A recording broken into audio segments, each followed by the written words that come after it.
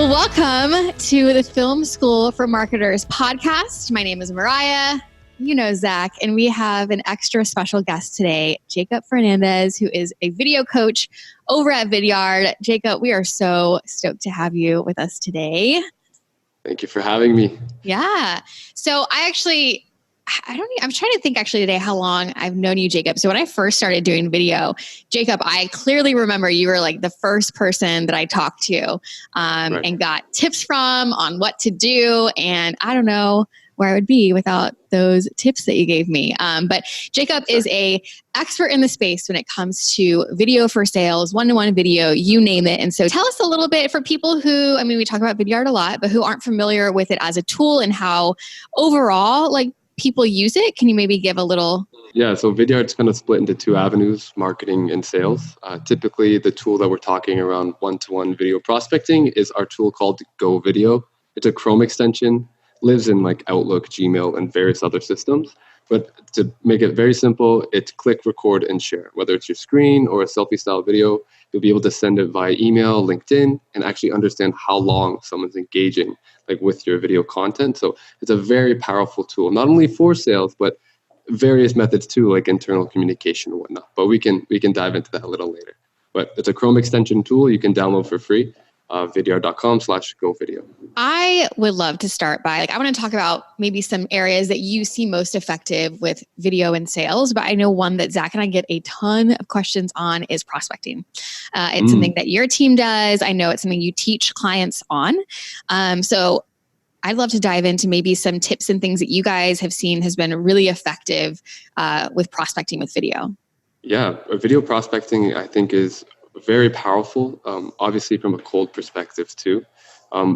Typically, we see a lot of BDRs who are prospecting in organizations, and when they're leveraging the tool Go Video, you see a lot of selfie-style videos with the whiteboards, which is effective, but there's a lot of various and I think more powerful techniques to add more personalization, especially from a cold prospect. Because if you're holding a selfie video and saying, "Hey, Mariah, it's Jacob," hey, you might click play because it's something new. But if you don't know who I am, you don't know my brand, my face, there's other methods like maybe going on LinkedIn and recording maybe someone's LinkedIn profile page. Because LinkedIn's a gold mine, right? It has what people write articles on, what they're commenting, liking, sharing. So it's an easy way to pick up something personal on that prospect.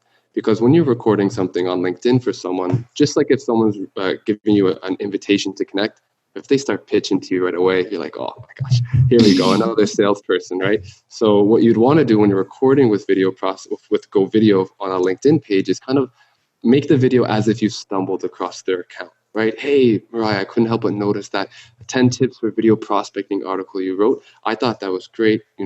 Article X, Y, and Z or number X, Y, and Z was awesome. I didn't even think of using that. But Mariah, I wanted to actually do more research on you, and I couldn't help but notice your this and that at Impact, and wanted to show you how our services can help you and go into your spiel. So it's an easier way to add a personalized trait when prospecting and make it a little bit more about the prospect and not about you with the whiteboard, right?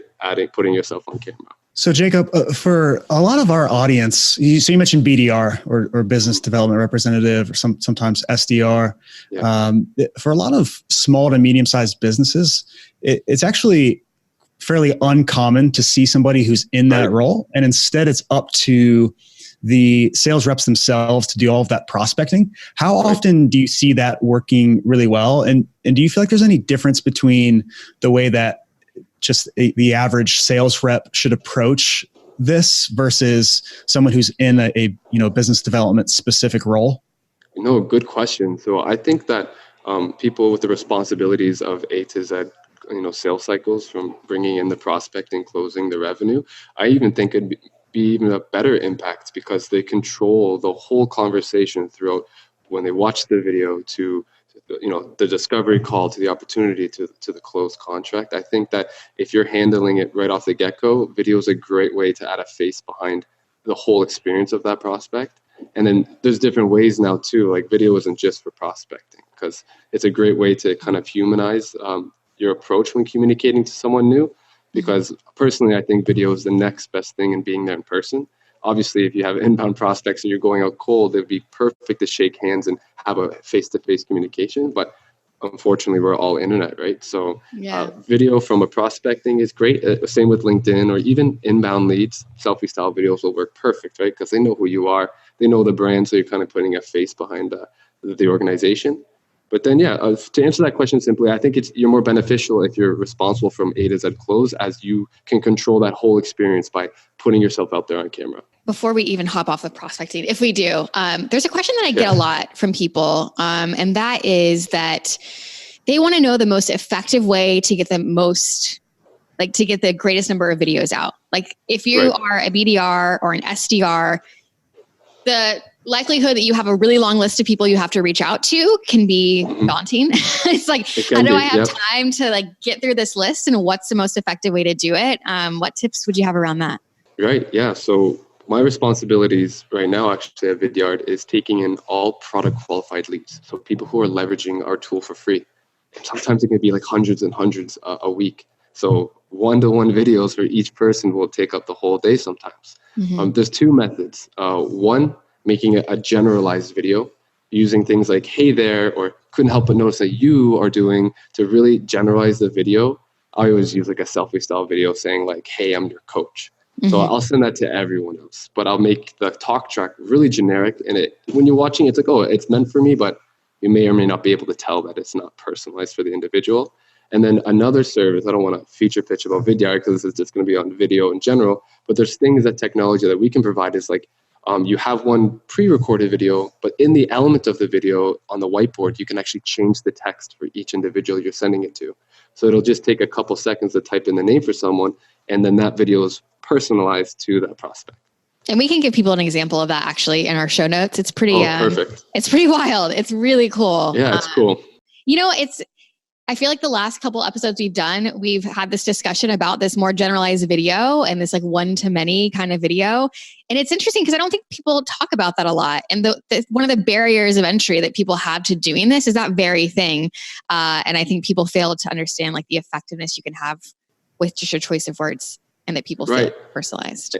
And when people think video, they think, I got to go on the camera. I got to get spotlight. You're actually not limited, right? You're not limited to actually putting yourself on camera. If you have video assets that will tell the story of your services to your prospect in a great way, whether it's an animated video or maybe a product demonstration, the reason why I love to use video is because the reporting metrics back.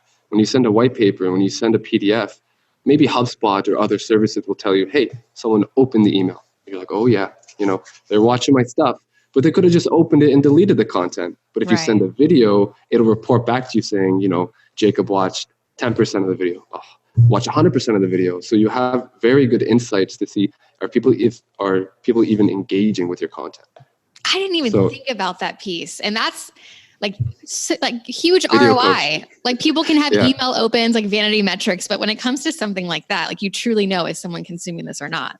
Exactly. Like imagine, your SDR manager saying, okay, guys, step 2 in the cadence, we're going to send this specific white paper out to educate the audience. Why not attach a 20 to 30 second video complimenting that on the reason why this white paper is helpful? Because then if they, you see, hey, somebody watched 100% of that 30-second white paper overview, they're going to open up that white paper for sure, or at least you're hoping to. But you just get a little bit more insight to see if your message is even being heard. Jacob, you alluded to this a little bit in that, which is the resistance to being on camera and instead using other video assets. And we had Cody from Drift on last week and asked him the same question.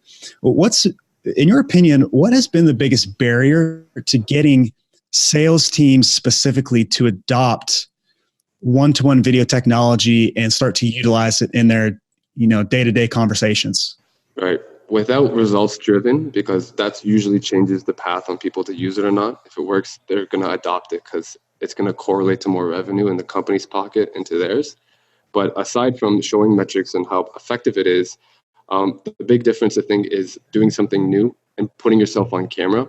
Half the time people are like, I got to write a script. I got to make sure I have this whole setup like I have in front of me. No, like I said before, video is the next best thing in being there in person. I record videos as if I'm talking to someone face to face. Like I have a lisp. I say I stutter. So I allow that to kind of go into my videos because it gives that human element opposed to someone trying to be super professional and like very scripted with the video content. I think the authenticity of a raw video will go a long way when sending it to a prospect. But yeah, the barrier could be just going on camera, right? And maybe lack of technology. Maybe they have not the right resources too, but everyone's got a laptop now and that's all you need. So being someone who trains companies and coaches them through this process, I'm curious to get your thoughts on this, because this is a very common thing that I run into when we're helping sales teams with this. From a leadership level, they want to now be able to like audit all of that one-to-one content that's being recorded and make sure it's like it's quality and it's representing our brand properly and all of these things, which really isn't the case for how they do email content, right? But because it's a new thing, they're like, well, we've got to audit this. Have you run into that in the past, Jacob? And how do you kind of walk and coach people through that? Yep, no, that's a great question. So when people become customers with Vidyard, all of these preliminary tests of getting people leveraging the tool is actually the management's responsibility. So we have a loan company, so they do like mortgages and whatnot. So they make everyone do an actual Go Video coaching internal session at the organization, which then the manager will approve that they're doing the right verbiage and have the right script and vocabulary when presenting video resources. And then they get activated a license on Vidyard. So if we're Go Video, Vidyard will tell people to use it as freely as they want, but the responsibility for that organization's branding is up to executives and management of their team, which we have seen various companies actually doing strict training. And there's even software that integrates to Go Video that is an add-on for specific organizations that will actually translate the vocabulary before it's being sent out. So if they do say something out of line, it won't send that Go Video. So we got tech backing up. What? Yeah. I don't quote me on who specifically it is. I'll have to get that information, but we are having companies leverage tech like that to audit their videos before they do send them out. But if they're not leveraging, because I believe that will obviously be a cost to that solution, but it's the management. Before they give them the license, they do specific training. So in summary of what you're saying, that the more important thing isn't that we're auditing every one-to-one video that's being sent, but that we're prioritizing and getting the right training for all of those folks so that they know the best practices and they know, what to say and or how to say it or what the video should look like or be like in a perfect world. Exactly. Yeah. Because the management who's adopting Vidyard for their team know the specific criteria and scripts or vocabulary that will be effective when leveraging video. So before they can even get the license, they have to make sure you have to say this because it's going to make you successful. And they're not going to frame it, don't say this to be muddling our brand. They'll just position it as if hey, this is what converts and this is what you should be doing before you start with Go Video. If you were to take a look at people who are not getting results with video or maybe not that effective with video, is there a common trait that you're seeing of maybe what they're doing wrong that is holding them back from seeing success? Yep, of course. It all depends on your responsibilities and your role. If you're going cold prospecting, I recommend doing more tailored LinkedIn specific videos to that prospect or something personal along the lines when communicating. Sometimes it could even be the subject lines that you're leveraging, right? Personally, the best subject line I've used out of 2,500 emails, it's a 60+ open rate, is first name, I made this video for you. Very simple, but straight to the point. And then it's about how the video, if it's, like I said, you're cold calling with a whiteboard, a lot of people do it, and I have no shame on that because it's a very creative way, but you can always take it one step further by personalizing your outreach. And the length sometimes, if you're a prospect, you receive a video, it's 2 minutes long, you're like, oh my gosh, you're waiting, you're like, I'm not even interested in your services, right? But if you make it very short and sweet, 30 to 45 seconds, just introduction, even just something getting the conversation started, not necessarily pitching your values and solutions, I think you'll be effective in that way. So it all depends on what you're saying, how you're presenting the video, and the length of the content. That made me think about the benchmark report that you guys just released. I mean, just did an episode of it, but I'm curious from your perspective, anything that you were surprised by or anything that you thought was something that people should really pay attention to? Both of those, actually. Yeah, it's the type of industries that are actually really starting to focus on video is changing. And the amount of time and how long videos are almost cut in half. So it's very interesting to have industries that typically don't have a huge media-driven content to be now producing video assets. And then the amount of time to get time to value within the videos are cut in half. So I think people don't want as much fluff, but they just want how does this help me and how can I get it done? especially like if you're on YouTube trying to fix something, right? Like maybe it's an appliance or something at the home. You don't want to watch a 30-minute video. You want to like, hey, step 1, step 2, step 3, just to get the job done. So I think the industries that are really starting to pick up on video is very positive, because again, it's the next best thing in person, and it's such an engaging way to educate the market, and just the time of videos. One thing that surprised me, and I'd love to get your perspective on this, Jacob, is based on the findings of the report, there's a very small percentage of companies that are actually tracking ROI of their video efforts. Right. So I guess my first question is, why do you think that's the case? And what is the ramification of that, especially for companies who are adopting one-to-one video? Oh, no, good question. So I think that companies that are not leveraging the ROI on their video assets, it's most likely just an educational. Maybe they don't know the tools that can actually prove the results of your video resources. Because I can imagine that billion-dollar industries who are spending money on video is not a cheap budget.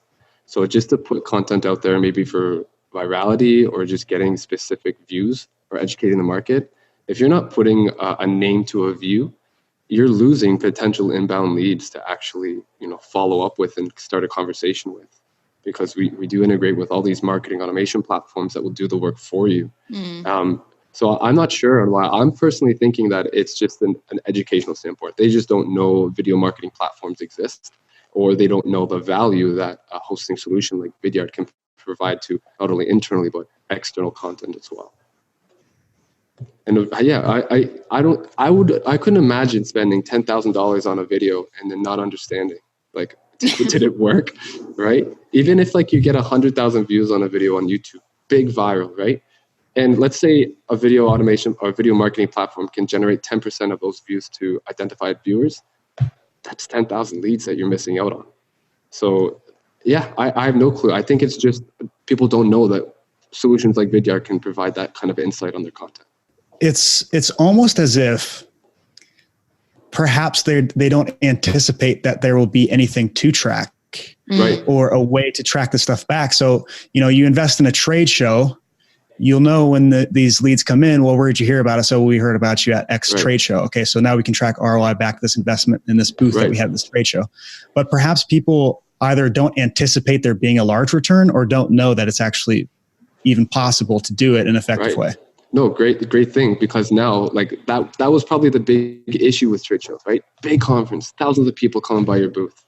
Who are they? Oh, we actually got the lead scanner now. We're going to scan your badge to identify them. That's what a platform is doing. It's going to scan who's watching your content coming inbound. Now we know where you came from, what you watched. So yeah, it's just about educating the markets on how far you can go with these services. 10 out of 10 analogy, by the way. That was perfect. I think off the top, no, but I think that's how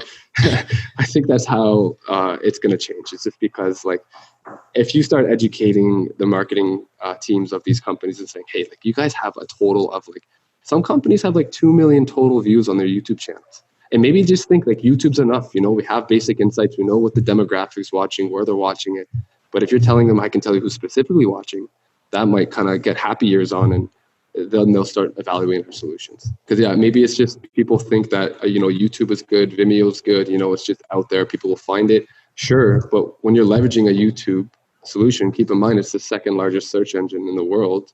So when you're having and hosting your video solutions on a public hosting platform like YouTube, the suggested content will pop up. You're learning about a specific industry, and maybe now a cat video is going to pop up, your favorite music video, or like worst case, a competitor pops up, right? So being able to have and bring people to your website and take control of the buyer's journey when they're educating themselves on your services is where you should be doing, because that's what a video platform will do, is have this content live on your website, and there's going to be no distraction, because then you can pull in things like calls to actions after the video. Say, hey, book a demo or download this white paper. But that's going into the marketing side of things. But so speaking of the marketing side of things, there you go. Let's say I'm a marketer that's listening to this, and I get it. Like, I understand one-to-one video. I realize it's important. I know it's going to help us build trust. I know it's going to improve our conversations and lead to more sales. But when I go to my sales team and I say, hey, there's this great technology now that you could send videos, right, and they don't get it. what would you say to me? Like, what would be my next best first step to help either get buy-in or train them on the tools, or like what should I do next? Yeah. So if the marketer's getting no buy-in from the sales guys, like how do you convince them? Yeah. Well, I think that salespeople will really benefit from having like pre-canned video content. $20 says that this company has a YouTube channel and that these sales reps are actually pushing people to YouTube to watch some educational content. So if you can just have a very easy resource where people can just pick and choose video assets and send it to them, and then understand who's watching that content without having to put them on camera, would be a bonus, because they're in Salesforce already. They're in HubSpot sales and CRM. And to go in your contact and understand if they watch your criteria, your videos you're sending them, I think that'll give them a thumbs up. To think, oh, okay, I can actually know who's watching my videos. I'll see how long they're engaging in the content I'm giving to them. Because I think that's one way. And if frankly, like, I'd tell them, like, it's going to give you better response rates. You're going to understand who's watching, and you're going to book more meetings because, you can tee up things like a calendar after the video that they watch to book time. So once they just see it in their hands and start using it, and when they get the feedback from their prospects thinking, wow, this is totally new, this was great, I think they'll get excited to adopt a video solution. So in other words, show them specifically how this directs back to their sales process, exactly what they can anticipate the result to be, and then show them the how and how easy it is to make these. Exactly. Yeah. And not even just sales, the same with like customer experience, right? If the sales guys have specific things to follow up with their prospects, like they're going to send them a YouTube link or they're going to send them a white paper anyways, attach the video because you'll know if they even engage with that content. So I think insight on letting them know who's watching is number one thing. And it'll change the experience. It'll be way more humanistic. They'll really enjoy that you're sending them specific content that's actually going to educate them, opposed to just sending like white papers and whatnot. So, but white papers are good too. Like, you can't complain because it does have crucial information, but you just have no insight to see if they even engage with that content.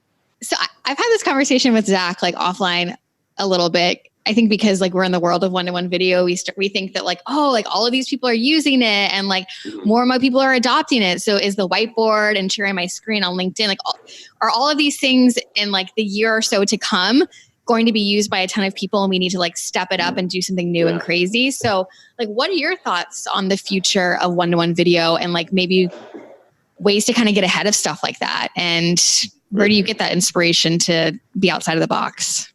Right. Yeah. So I totally understand. And that's why we're always trying to just recreate the wheel and how we're going to represent our brand to our prospects too. So yeah, like whiteboards could be the new email marketing blasts, right? Like, it could get dried out, but we're doing things like now maybe you can do this on your phone, right? Yeah. So imagine like you're a traveling sales guy. You're like, hey, I'm outside your office. Just want to say hi. Like, being very creative like that. And I don't think whiteboard issues, that's not an issue. It's just what you're saying in the videos to really add value towards your prospects and really aid and help your even your existing customers too. Of course, like I said, if we could all just meet up anytime, anywhere, and just talk and discuss solutions that our services can provide, like one-to-one meetings, there'd be no point in video. But we have to have a creative way and a digital way to communicate educational pieces and value. So yeah, it could be doing more creative things with a whiteboard, and you throw it up in the air and catch it. Like, who knows? But video, I don't think it'll die out just because there's in 2020 they say or 2021, like 80% of all online traffic is going to be video. So it's just going to be more relevant. So people may have to get more creative or more personal when making this video content to really stand out. It's interesting. There's something that you said that I was like, wow, actually that makes all the sense. Like I feel like I try to talk to people about this as well. At the end of the day, like doing video when you're not doing video is going to give you something, but for you to have the greatest success or be the most effective that you can be, it's all about your message and the value that you're bringing to the table. And that really could be the differentiator, excuse me, at the end of the day, if more people adopt it, that people just have to be more creative in that sense. That's why people still cold call. That's why people still email market. It's just because it's all still relevant. It's all still effective. Video is not like the next best thing. It's just another tool to make sure that you're representing your values correctly to your customers and prospects. So it's like we are cold call heavy here at Vidyard. Like, honestly, like when I send a video to someone, right? And I always have like hey, my calendar's at the end of this video, pick a time. If I see that they watch that video, right? And they don't book a time within 5 minutes, and I know, Mariah watched 100%, I'll call you. Hey, Mariah, it's Jacob. I'll play dumb. I'll never let you know that I know you watched it. But I'll be like, hey, Mariah, it's Jacob. Just want to follow up. I sent you a video not too long ago. Oh, Jake, I just watched your video. Oh, really? Like, it's a perfect tool to really break through the ice when cold prospecting too. Just because if you tee your message up with the video, okay, they know your face. They may know what you're representing. And then if you connect with them on the phone, you're just going to get a yes or no quicker, which is all BDRs, all account executives want to know. I'd rather you tell me right off the bat, sorry, I'm not interested. Perfect. Sorry for bothering you. Opposed to like poking the bear 12 times. Hey, hey, you interested? Like, do you want to chat with me? So it just pairs it up appropriately with your wholesale strategy. So we've talked a lot about one-to-one video in general and best practice and stuff like that. I do have a question about the product, because obviously we're very pro Go Video over here at Impact, and we think it has everything that anybody could possibly want. But I'm just curious, from your perspective, Jacob, like, how does Go Video stack up some of the other things, other competing options in the industry, like Soapbox and Loom, and as I mentioned, BombBomb and other companies like this? Like, where do you see Go Video fitting in there, and how do you really stand out amongst all those? Right. So Go Video is very simple to use. It's just like most of these recording tools. It's click, record, and share. But when you get into a professional level, like, this is where Vidyard stands out, is like, okay, now when people are watching your assets, it's your organization. That whole page looks exactly like your website. So we're bringing people directly into your ecosystem, where each link on that page, they're viewing your content, will redirect you back to your organic website. So we don't have any branding of our organization where our competitors will have, or lack of personalization with their paid experience. And then we live and breathe in multiple tools like a SalesLoft, HubSpot, Outreach, right? We're the Go Video tool, the video tool when communicating via email. And there's lots of, I don't want to feature pitch here, right? But yeah, it's just, we bring you into your own branded experience. You have a whole library of assets, so you're not just limited to the video content you're personally recording. And the metric is always pushed to the individual user, but then back into the systems you live and breathe as a sales rep or any other user of specific platforms like Salesforce, HubSpot. The analytics are pushed directly into those solutions. So I think it's just understanding, okay, like, we make it very simple to choose the resources that you're sending. We make it very simple to brand the page and have everyone live and breathe your brand when watching your content.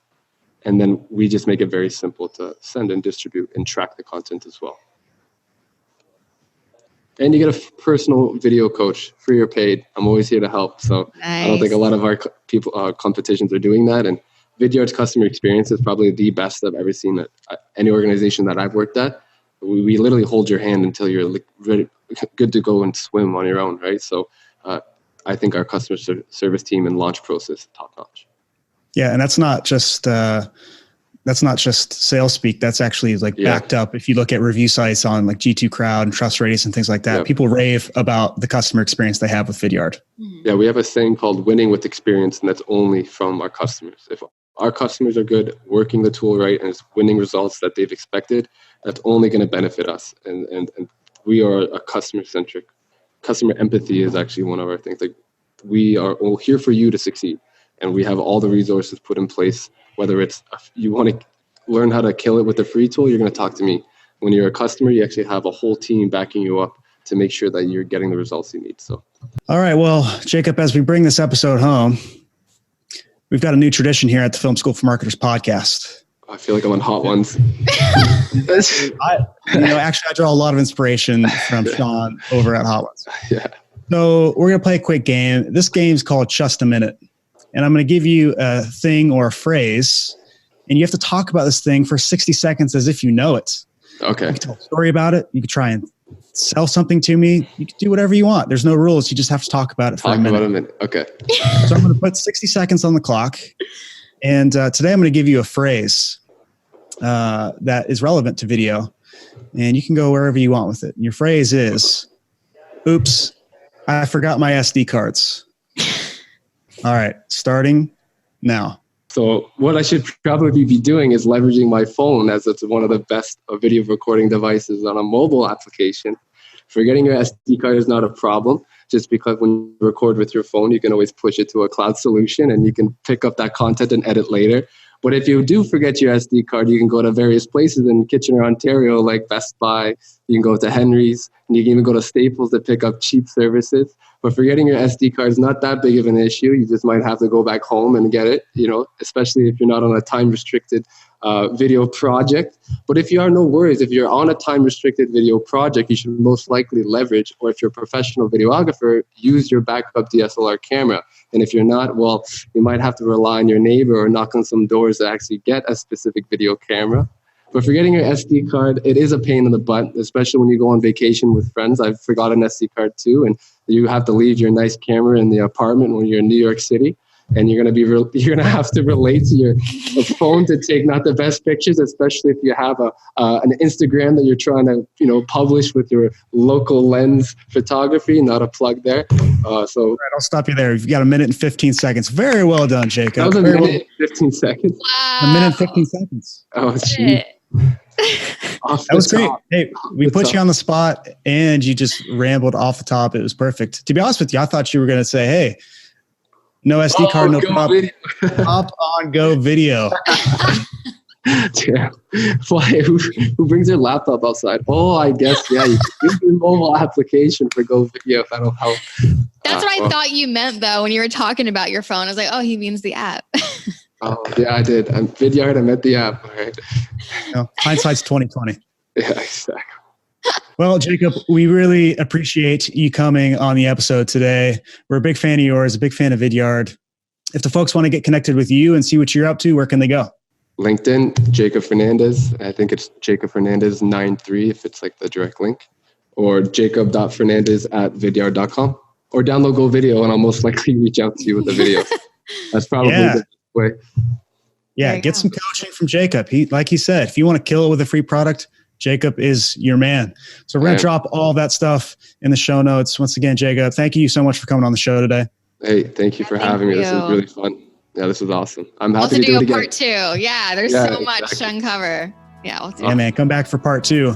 And until we do part 2, all of you listeners and watchers today, hopefully you got a ton of your questions answered about one-to-one video. We're inspired by the things that Jacob and the team at Vidyard is doing. To learn more, make sure you check out the show notes and make sure you tune in next week for a brand new episode. Like, subscribe, do all those things. We love them. And until we see you next week, keep learning.